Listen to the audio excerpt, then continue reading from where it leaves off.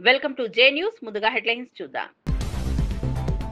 రాజధాని అమరావతిలో సిఆర్డీఏ నూతన భవనాన్ని ప్రారంభించిన సీఎం చంద్రబాబు. గత 5 ఏళ్లలో రైతులు పడిన కష్టాలు, అవమానాలు చూశానన్న సీఎం. హైదరాబాద్ తరహాలో అమరావతిని స్వయం సమృద్ధి నగరంగా తీర్చిదిద్దుతామని హామీ.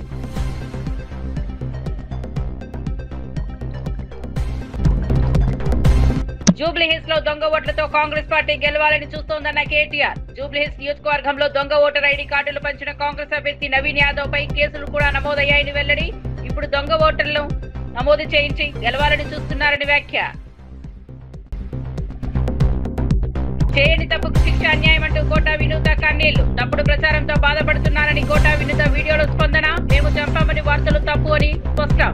త్వరలో ఆధారాలతో మీడియా ముందుకు వస్తానన్న కోటా వినూత.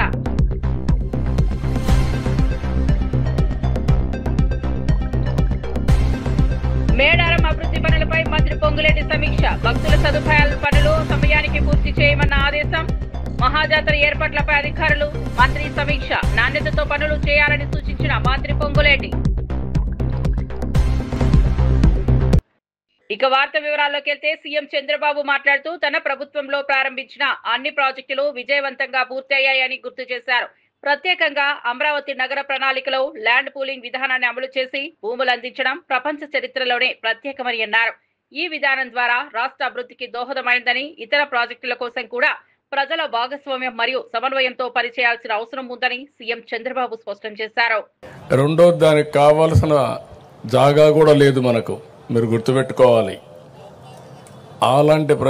అలాంటి సమయంలో మన ఆలోచన విధానం ఏం చేయాలని ఆలోచించినప్పుడు ఎవరిని అడిగినా కూడా చాలా సింపుల్గా 25 పార్లమెంట్లు ఉన్నాయి.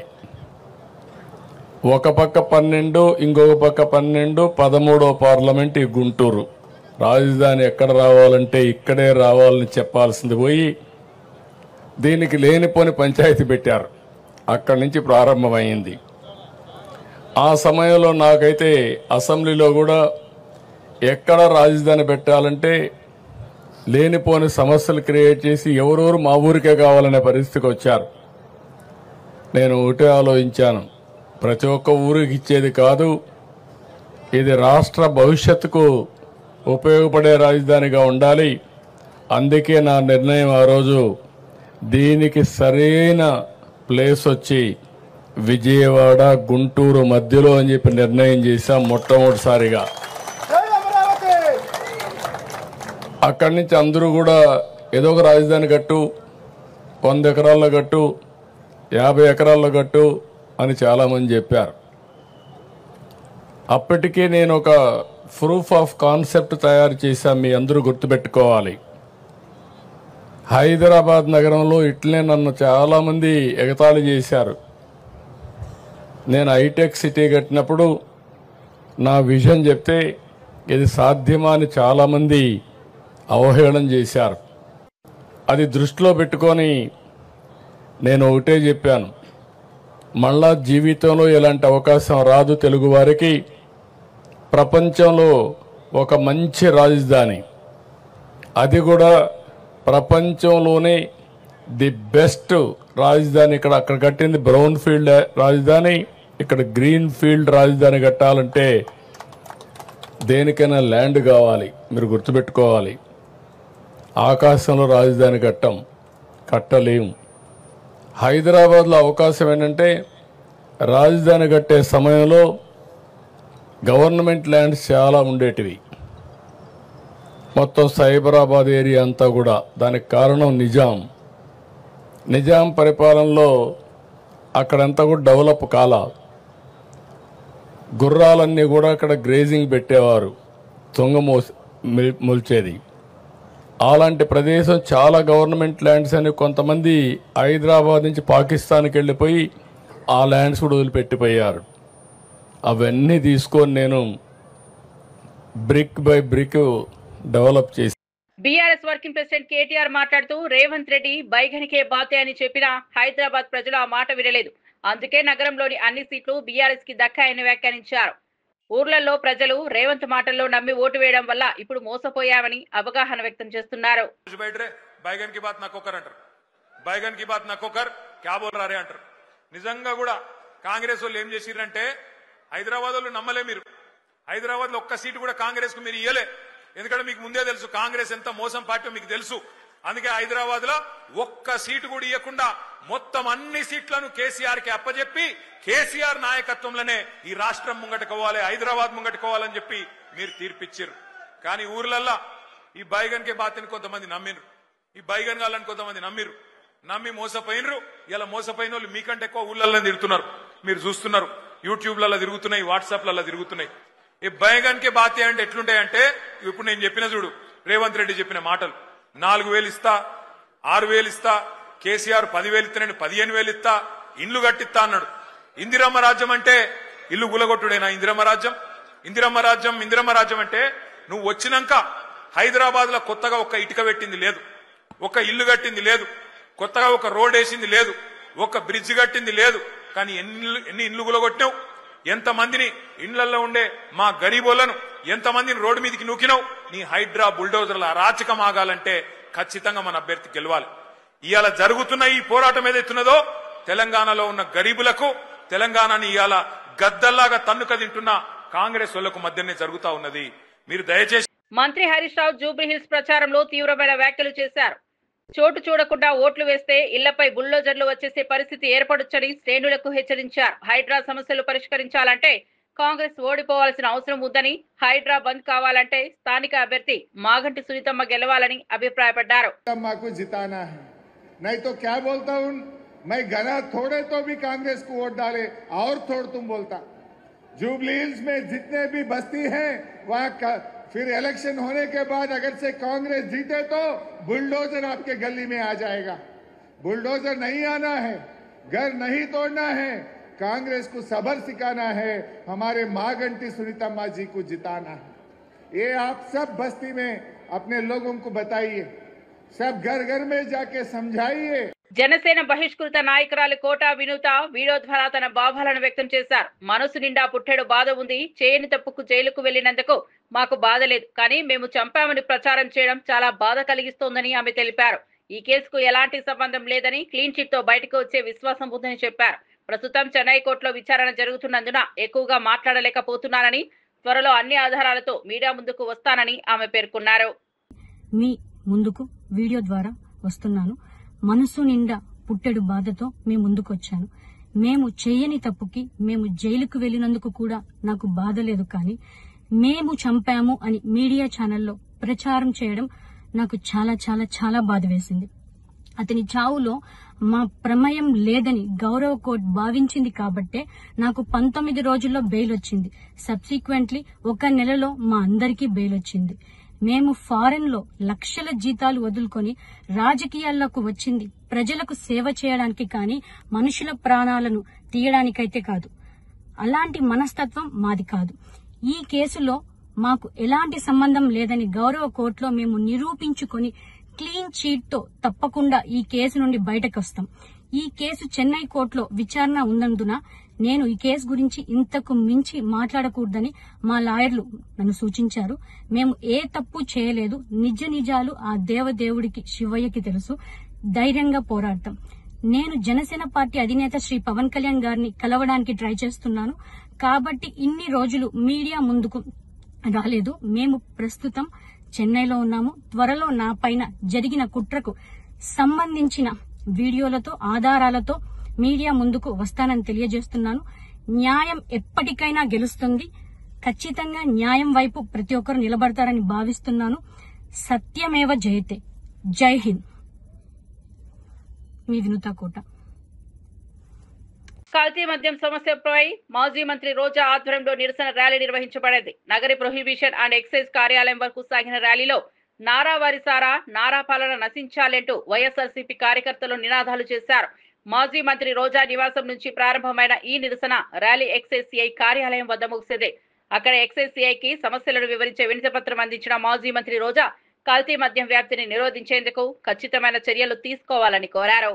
వాళ్ళు చేసిన తప్పుని కర్మ వాళ్ళకి కొట్టింది, సాక్ష్యాధారాలతో దొరికేలా చేసింది.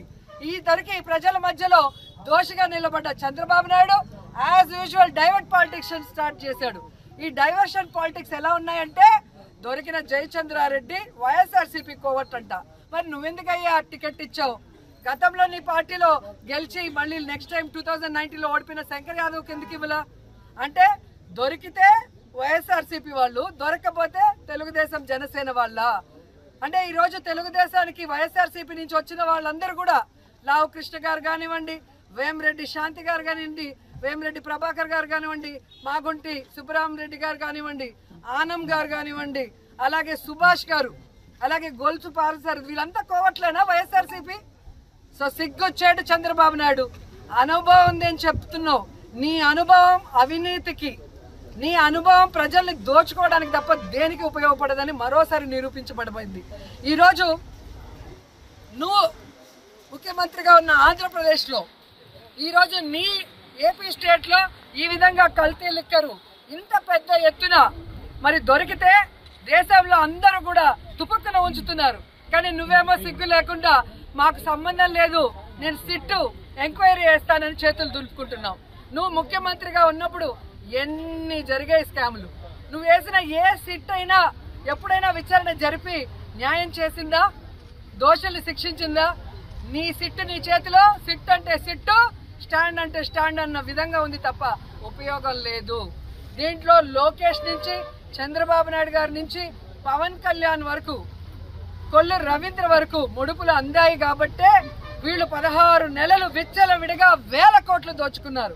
అందుకే దీని మీద సిబిఐ ఎంక్వైరీ వేయాలి అని మేమందరం కూడా మహిళల తరఫున డిమాండ్ చేస్తున్నామని కూడా ఈ సందర్భంగా తెలియజేసుకుంటున్నాను. కల్తీ మద్యం వ్యాప్తిని నిరోధించడానికి వైసీపీ పిలుపు మేరకు సోమవారం మచిలీపట్నం బైపాస్ రోడ్లోని ఎక్సైజ్ జిల్లా సూపరింటెండెంట్ కార్యాలయం వద్ద నిరసన కార్యక్రమం జరిగింది. మాజీ మంత్రి, వైసీపీ జిల్లా అధ్యక్షుడు పేర్ని నాని ఆధ్వర్యంలో నిర్వహించిన ఈ కార్యక్రమంలో వైసీపీ శ్రేణులు పెద్ద సంఖ్యలో పాల్గొని ప్రభుత్వానికి వ్యతిరేకంగా నినాదాలు చేశారు.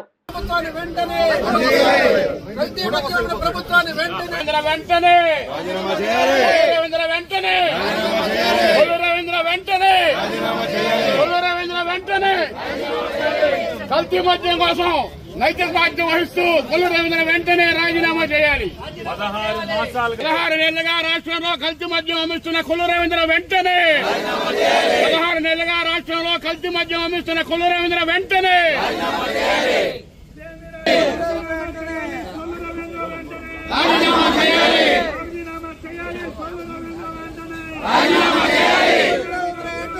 రాజీనామా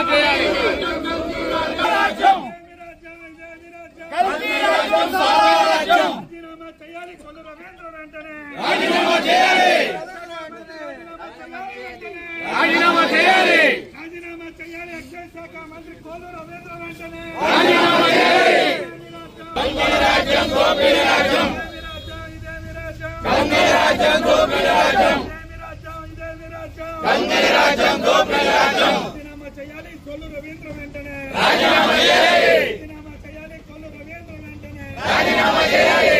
కల్తీ మందు అమ్మిస్తున్న కొల్లు రవీంద్ర రాజీనామా చేయాలి. 16 మాసాలుగా రాష్ట్రంలో కల్తీ మందు అమ్మిస్తున్న కొల్లు రవీంద్ర రాజీనామా చేయాలి. 16 మాసాలుగా రాష్ట్రంలో కల్తీ మందు అమ్మిస్తున్న కొల్లు రవీంద్ర. ఇదే మీ రాజ్యం, ఇదే మీ రాజ్యం, ఇదే మీ రాజ్యం, ఇదే మీ రాజ్యం. ఇటీవల పేర్ని నాని కూటమి ప్రభుత్వంపై సంచలన వ్యాఖ్యలు చేశారు. ఎన్నికల ముందు పరిస్థితుల్లో ప్రజలకు సంపద సృష్టిస్తామని చెప్పి ఇప్పుడు అదే సంపదను కొందరు స్వాధీనం చేసుకుంటున్నారని ఆరోపించారు. రాష్ట్రాన్ని గాలి తాకి గంగలో కలిపారనే బాధ్యతలు ఉన్నట్లు కూడా నాని వెల్లడించారు. కల్తీ మద్యం నిందితుడు జనార్దన్ రావుని గురించి ఆయనకి సంబంధించిన ప్రభుత్వంలో కొందరు చర్చలు జరుగుతున్నాయని, జనార్దన్ కు టీడీపీ నాయకులతో ఎలాంటి సంబంధం లేదైతే ముంబైకి వెళ్లి ఎందుకు పట్టుకోలేదని నాని ప్రశ్నించారు.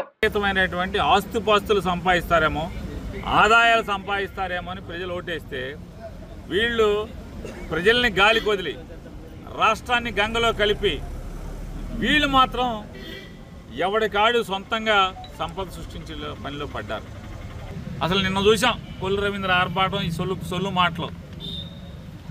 ఇబ్రహీంపట్నంలో ఫ్యాక్టరీని నడిపినటువంటి జనార్దన్ అనే అతను ఆఫ్రికాలో ఉన్నా అంట, ఆఫ్రికా నుంచి బొంబాయి వచ్చాయంట, బొంబాయి నుంచి గన్నవరం వచ్చాయంట, గన్నవరం నుంచి ఎయిర్పోర్ట్ బయట ఆయన మామూలుగా నడుచుకుంటూ వచ్చి మామూలుగా ఎట్టగా మనకి ఎవరన్నా పెళ్లికో పబ్బానికో వచ్చే చుట్టాలను రిసీవ్ చేసుకుంటాం కదా, ఎదురెళ్ళి ఆ గేట్ బయట వెళ్ళి ఆ రెడ్డి రైండి అని తీసుకెళ్తున్నారు. సిగ్గు శరం దేవుడు అసలు మీకు ఏం పెట్టలేదు అనుకుంటా. అసలు ఏం చేయాలి అంటే నిజంగా దొంగ అంటే మీకు వాడికి లాలూసి లేకపోతే బొంబాయిలో పట్టుకోవాలి కదా, బొంబాయిలో పట్టుకోవాలి.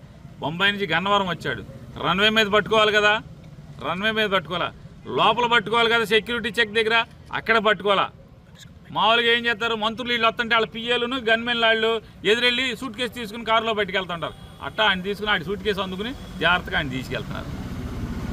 ఇంతకన్నా ప్రభుత్వం ఆడు లాలూచి పడిపోయారంటాకి వేరే సాక్ష్యం ఏమైనా కావాలని అడుగుతున్నాను రాష్ట్ర ప్రజలందరూ. వరంగల్ జిల్లా ఇన్ఛార్జ్ మంత్రి పొంగులేటి శ్రీనివాసరెడ్డి మేడారం అభివృద్ధి ప్రాంగణ పునర్నిర్మాణానికి సంబంధించిన పనులను ప్రత్యక్షంగా సమీక్షించనున్నారు. ఆయన క్షేత్రస్థాయిలో మార్గదర్శకంగా పరిశీలన చేయడంతో పాటు ఇప్పటికే జరుగుతున్న పనుల గురించి అధికారులతో చర్చించి అవసరమైన దిశానిర్దేశాలను ఇవ్వనున్నారు. ఈ సమీక్ష ద్వారా ప్రాజెక్టు నాణ్యత, సమయపాలన మరియు స్థానిక అభివృద్ధి లక్ష్యాలు సమర్థవంతంగా అమలు కావాలని మంత్రి ఉద్దేశించారు.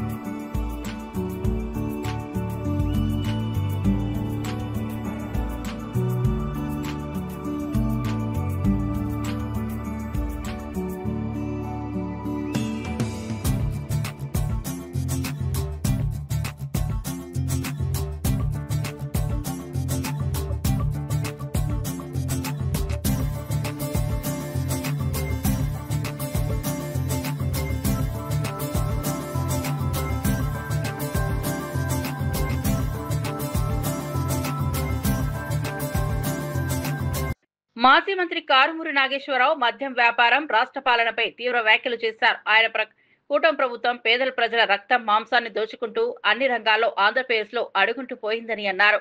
తణుకు నియోజకవర్గంలో 156 బెల్ట్ షాపులు కొనసాగుతున్నట్లు గుర్తు చేశారు.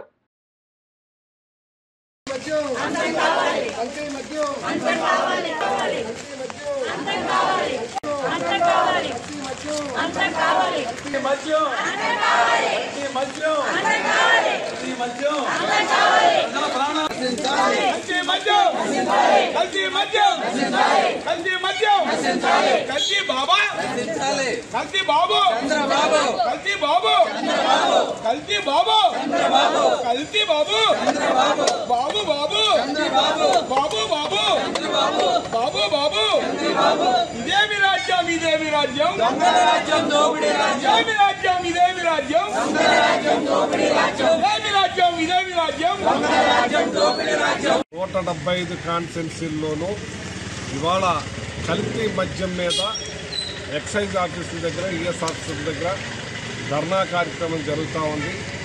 ఇవాళ రాష్ట్రం ఎక్కడికి పోతుందంటే చాలా ఘోరంగా ఉంది.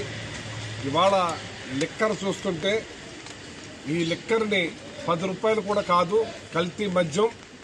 ఇది ఎక్కడికక్కడ కుటీర పరిశ్రమల్లాగా పెట్టి ఇవాళ పేద ప్రజల రక్త మాంసాలని గుంజుకుంటున్నారు ఈ తెలుగుదేశం కూటమి ప్రభుత్వం. ఇంత దారుణంగా ఏ రాష్ట్రంలోనూ కూడా లేదు, ఆఖరి బీహార్లో కూడా లేదు. ఇవాళ భారతదేశంలో ఆంధ్ర రాష్ట్రం అన్ని రంగాల్లోనూ అడుగంటుకుపోయి గుండెల్ని పిండుతున్నారని చెప్పి ఈ సందర్భంగా ఈ కూటమి ప్రజల్లో తెలియజేస్తున్నాను. నా అన్న తమ్ములకు తెలియజేస్తున్నాను, సోదరా మీ కుటుంబాన్ని దృష్టిలో పెట్టుకోండి, మీ పిల్లల్ని దృష్టిలో పెట్టుకోండి, మీ కుటుంబాన్ని దృష్టిలో పెట్టుకోండి. ఇటువంటి మందు తాగి మీ ప్రాణాల మీదకు తెచ్చుకోవద్దని చెప్పి తెలియజేస్తున్నాను. ఈ కూటమి ప్రభుత్వానికి డబ్బే ధ్యేయంగా ఉన్నారు వీళ్ళు. డబ్బే ఈ రాష్ట్ర ప్రజలు మరణించినా ఏమైనా మాకు అవసరం లేదు, మాకు కావాల్సిన డబ్బే అన్నట్టున్నారు. ఈ తణుకులో చూడండి, మొన్ననేమో క్యాబినెట్లో లూళ్ళు మాలు వాళ్ళు మరి ఇక్కడ భూమి కావాలంటున్నారు, పరిశ్రమ దాంట్లో వాళ్ళు ఫుడ్ మన పరిశ్రమ పెడతామంటున్నారు. ఏం ఫుడ్ అంటే అది గోవధ మాంసం, గోమాంసం అని చెప్పి పవన్ కళ్యాణ్ గారు అది ఇవ్వటానికే వెళ్ళలేదన్నారు. అటువంటిది తణుకులోనే గోవుల్ని గేదెల్ని యథేచ్ఛగా కట్ చేస్తా ఉంటే ఏం చేస్తున్నారని అడుగుతున్నాను నేను. ఈ కూటమి ప్రభుత్వం, ఈ లోకల్ ఎమ్మెల్యే వీళ్ళందరూ ఏం చేస్తున్నారు? డబ్బుకి అమ్మిడిపోతున్నారు. మీ కుటుంబాలు తరతరాలకి కూడా శాపంగా మారుద్ది. గోహత్య మహాపాతకం అన్నది చుట్టుకుంటుంది. ఈ బాటులు పేద ప్రజలు గుండెలు పిండేస్తున్నారు. ఈ పాపాలు మిమ్మల్ని మీ పిల్లల్ని దహిస్తాదని చెప్పి సందర్భంగా తెలియజేస్తున్నాను. ఇంత దుర్మార్గమైన పనికి మీ మీద దొంగలు పెట్టరు, దొంగతనం చేస్తారు అంతేగాని మీరు ప్రజల గుండెల్ని, రక్తాన్ని, మాంసాన్ని పిండేస్తున్న ఈ కూటమి లోకల్ ఎమ్మెల్యేలు అందరూ కూడా. కర్నూలు జిల్లాలోని శ్రీశైలం మండలంలో కూటమి పార్టీల మధ్య విభేదాలు వెలుగు చూశాయి. స్థానిక ఎమ్మెల్యే బుడ్డా రాజశేఖర్ రెడ్డికి ఘోర అవమానం సంభవించింది. శ్రీశైలంలో జరిగిన నూతన ధర్మకర్తల మండలి మెంబర్ల ఆహ్వాన కార్యక్రమానికి ఆయనకు పిలుపు అందలేదు. బీజేపీకి చెందిన ఇతర మంత్రి, ఎమ్మెల్యేలు హాజరయ్యారు. కానీ స్థానిక ఎమ్మెల్యేకు పిలుపు లేకపోవడంపై నియోజకవర్గంలో చర్చలు జరుగుతున్నాయి. మనకు అందలేనందువల్ల బుడ్డా ఎమ్మెల్యే గారు లోకల్నే ఉన్నారు. ఎమ్మెల్యే గారు మా చెంచులంటే చాలా దయ. ఆయన లేకోకుండా నేను ప్రమాణం చేయాలని అనుకోలేదు. ఆయన ఉంటేనే నేను ప్రమాణం చేస్తాను. ఎందుకంటే మా చెంచులంటే చాలా అభిమానం. కర్నూలు జిల్లాలో ఎక్కడున్నా కానీ చెంచులంటే చాలా అభిమానం. కర్నూలు జిల్లాలో నంద్యాల జిల్లాలో ఎమ్మెల్యే గారు ఉంటేనే చెంచు వాళ్ళకి చాలా అభిమానం. అందువల్ల నాకు బాధగా అనిపించి నేను అందుకోలేకపోయాను. నేను దేవస్థానం ఇవ్వగారు కానీ ఆయన చైర్మన్ కానీ పిలవలేకపోయారు. లోకల్నే ఒకరోజు ముందే వచ్చారు ఎమ్మెల్యే గారు. ఒకరోజు ముందు వచ్చినందువల్ల ఆయన పిలవలేనందుకు తెలిసింది నాకు. ఆయన పెట్టిన చెంచుల కంటే చాలా అభిమానం కాబట్టి ఆయన లేనిది నేను చేయలేకూడదని అనుకున్నాను. నా మనసు పూర్తిగా అయితే ఆయన వస్తే నేను బుడ్డా రాజశేఖర్ గారు వస్తే నేను ఖచ్చితంగా స్వీకారం చేస్తాను. విశాఖపట్నంలోని సీనియర్ అధికారులు కేవీ శ్రీనివాసరావు తెలిపిన వివరాల ప్రకారం ఉత్తర కోస్తాపై కొనసాగుతున్న తుఫాను ప్రభావంతో నైరుతి బంగాళాఖాతంలో మరో ఉపరితల ఆవర్తనం ఏర్పడింది. దీని ప్రభావంతో రాబోయే 24 గంటల్లో కృష్ణా, ఎన్టీఆర్, గుంటూరు, పల్నాడు, పశ్చిమ గోదావరి జిల్లాలో భారీ వర్షాలు కురిసే అవకాశం ఉందని తెలిపారు. అదనంగా అన్నమయ్య, చిత్తూరు, నంద్యాల జిల్లాల్లో కూడా విస్తారంగా వర్షాలు పడతాయని సూచించారు. నైరుతి రుతుపవనాలు నిష్క్రమిస్తున్నప్పటికీ ఆంధ్రప్రదేశ్లోని కొన్ని ప్రాంతాల్లో తుఫానుతో కూడిన వర్ష ప్రభావం కొనసాగుతుందని కేవీ శ్రీనివాసరావు తెలిపారు. వస్తున్నాయి. అలాగే అవి ప్రస్తుతం అయితే Orissa, Chhattisgarh, Telangana, Maharashtra and north eastern states next 2 to 3 days withdraw అయ్యే అవకాశం అయితే ఉన్నట్టు మనం చెప్తున్నాం. అలాగే మనం ఇంకా ఆంధ్రప్రదేశ్ వరకు చూస్తే ఇంకా నైరుతి ఋతుపవనాలు ఇంకా యాక్టివ్గానే కనిపిస్తున్నాయి. ప్రస్తుతం కోస్టల్ ఆంధ్రప్రదేశ్ దాని పరిసర ప్రాంతాల్లో 0.9 కిలోమీటర్ సైట్లో అయితే ఒక అపరేట్ సైక్లోనిక్ సర్క్యులేషన్ అయితే ఉంది. అలాగే నెక్స్ట్ నైరుతి బంగాళాఖాతంలో కూడా నిన్నటి వరకు కంటిన్యూ అవుతున్నటువంటిది ఈ అపరేట్ సైక్లోనిక్ సర్క్యులేషన్ ఇంకా అది బిట్వీన్ 1.5 అండ్ 3.1 కిలోమీటర్ సైట్లో కంటిన్యూ అవుతుంది. వీటి అన్నిటి యొక్క ప్రభావం చేత ఇంకా నెక్స్ట్ 2 days వరకు కూడా ఇటు కోస్టల్ ఆంధ్రప్రదేశ్లోను రాయలసీమలోను కూడా పలు ప్రాంతాల్లో ఒక మాస్టర్ వర్షాలు, అలాగే కొన్ని ప్రాంతాలకి జూబ్లీహిల్స్ లో కాంగ్రెస్ మజ్లిస్ మధ్య పోటీ నేపథ్యంలో బీజేపీ రాష్ట్ర అధ్యక్షుడు రామచంద్రరావు అనుమానాలను వ్యక్తం చేశారు. ఆయన ఆరోపణల ప్రకారం కాంగ్రెస్ గుర్తుపై మజ్లిస్ అభ్యర్థి పోటీ చేస్తున్నారని, గతంలో అదే అభ్యర్థి మజ్లిస్ నుంచి పోటీ చేశారని గుర్తు చేశారు. కాంగ్రెస్ అభ్యర్థిగా ప్రకటించిన తర్వాత మజ్లిస్ అధినేతను కలిసిన విషయాన్ని జూబ్లీహిల్స్ ప్రజలు గమనించాల్సిందేనని రామచంద్రరావు సూచించారు. సమక్షంలో ఖమ్మం, దేవరకొండ జిల్లా నుంచి పలువురు వైద్యులు, వ్యాపారవేత్తలు బీజేపీలో చేరారు.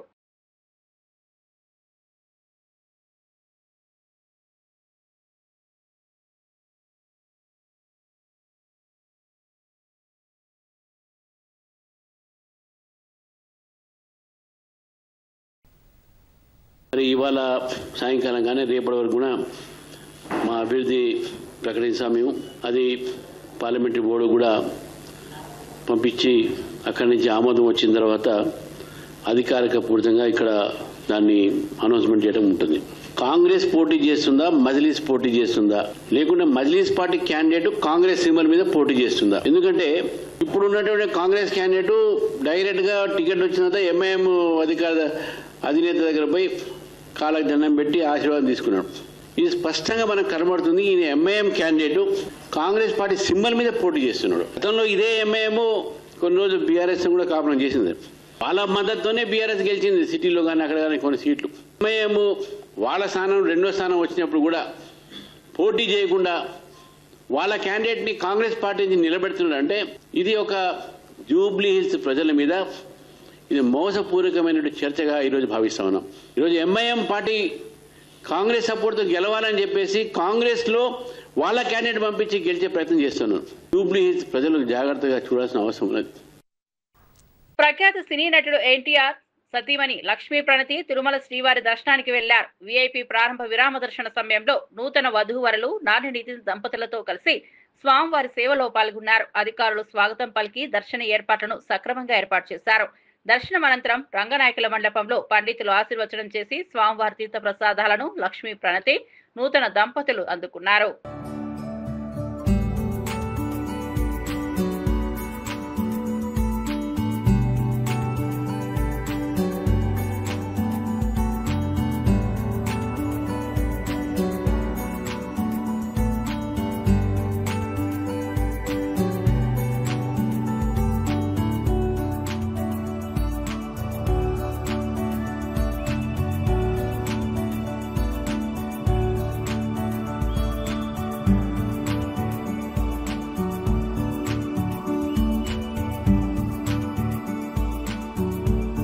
బులెటిన్ ముగించే ముందు హెడ్లైన్స్ మరోసారి చూద్దాం.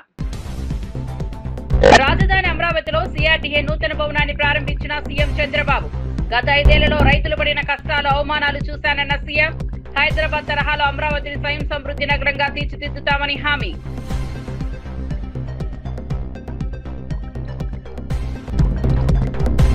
జూబ్లీహిల్స్ లో దొంగ ఓట్లతో కాంగ్రెస్ పార్టీ గెలవాలని చూస్తోందన్న కేటీఆర్. జూబ్లీహిల్స్ నియోజకవర్గంలో దొంగ ఓటర్ ఐడి కార్డులు పంచిన కాంగ్రెస్ అభ్యర్థి నవీన్ యాదవ్ పై కేసులు కూడా నమోదయ్యాయని వెల్లడి. ఇప్పుడు దొంగ ఓటర్లను నమోదు చేయించి గెలవాలని చూస్తున్నారని వ్యాఖ్య. చేయని తప్పుకు శిక్ష అన్యాయం అంటూ కోటా వినూత కన్నీళ్లు. తప్పుడు ప్రచారంతో బాధపడుతున్నారని కోటా వినూత వీడియోలో స్పందన. మేము చంపామని వార్తలు తప్పు అని స్పష్టం. త్వరలో ఆధారాలతో మీడియా ముందుకు వస్తానన్న కోటా వినూత.